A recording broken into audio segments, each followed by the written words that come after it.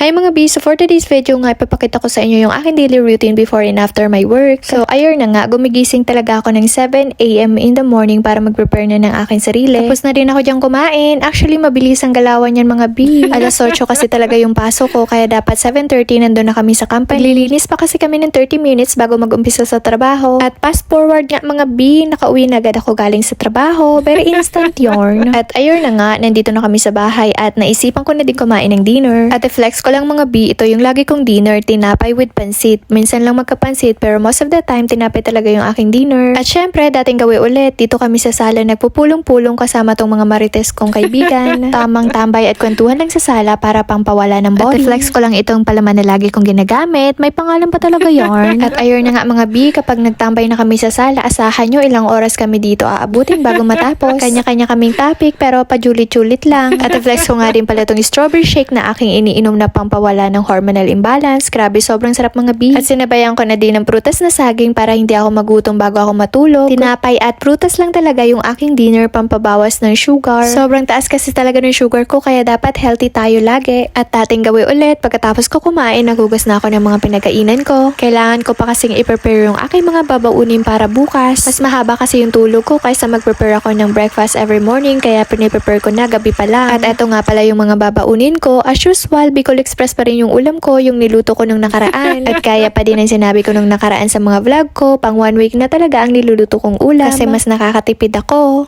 Pagkatapos ko nga mag-prepared ay nagilamos na ako at nag-toothbrush. Syempre, gamit-gamit ko pa rin itong pajulit-julit na ini-endorse ko sa inyo, itong facial wash na paborito kong gamitin. Pagkatapos nga ay naghapad na rin ako para maya-maya ay matutulog na lang ako. At syempre, di pa rin mawawala itong mga nilalagay kong kaek-ekan sa mukha ko.